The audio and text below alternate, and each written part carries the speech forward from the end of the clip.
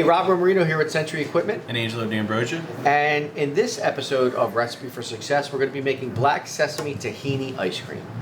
In this video series that we're doing, especially this year, what we're trying to incorporate with our customers, teach them is taking advantage or leveraging different cultures and creating flavors that really adhere to those cultures to help boost sales.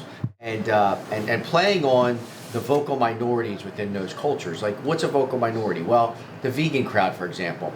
Only 8% of people identify as vegan, but they're very vocal in their need for ice cream, their want for ice cream, and when they like something you have, they'll be very loyal.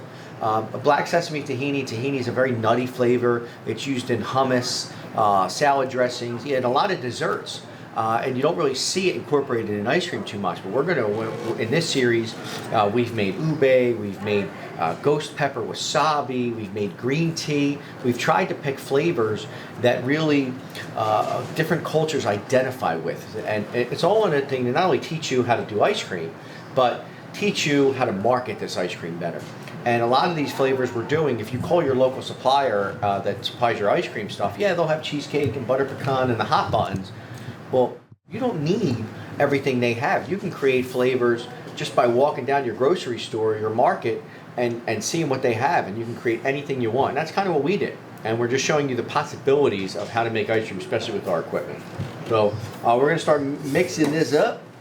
We got 2 ounces. We have a 14% unflavored base, and then we're going to add 2 ounces of vanilla to that. Again, with ice cream, you can make a variety of different butter fats, 12%, 14, 16, 17. What's the difference? Well, the more fat, more expensive, right? So you got to look at your cost, but it's also a little bit creamier, a little bit more premium. There is a law of diminishing returns, right? I don't really see many people going above 16, 17% because it's just too many solids and it's too heavy. You don't want people leaving your ice cream store feeling like they just had a steak dinner, because you need your customers to come back again and again and again and again. They only come once a season, you don't make any money. So repetition is very important. So while you want the ice cream to be good and premium and enjoyable, you don't want it to be too heavy where you turn off that repetitive visit. As you can see, this product, this black sesame that we have, it's an organic black tahini, very, very thick, very, very thick. So now we're gonna whisk it up. It's important to get all the flavor through that plain mix. Now what you want to do is you whisk this up, you see it's kind of breaking up. You can actually use an immersion blender, a hand blender, to blend it up a little bit more. Or you could just use a little bit of elbow grease. Angelo's hands are absolutely humongous, so he's probably stronger than a hand blender would be anyway. And then what we do is we put a little bit in there. We put, how many ounces was that? 3 ounces. 3 ounces. So we're going to put 3 ounces, then we'll taste it. And if we feel like it has enough flavor, that's fine. If we need to add more, we add more. But always start light, because you can always add more flavor.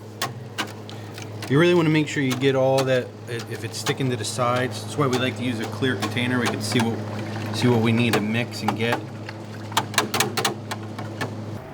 So with the tahini ice cream, it gives it a little bit of color, but I really want a little bit more darker. So I'm going to add black food coloring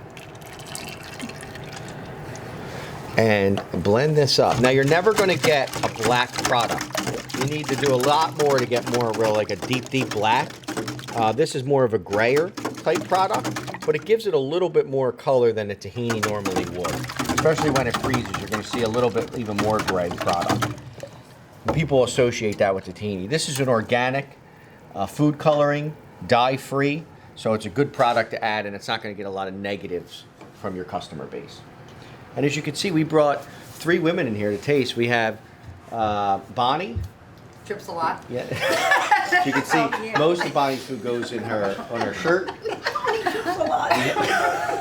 We have Jennifer, who's Armenian. She's our Middle Eastern rep. We flew her in from Armenia. She's boobs a lot. It comes in a lot. And we have Janelle, Sorry, who says she likes everything and then complains behind the scenes about all.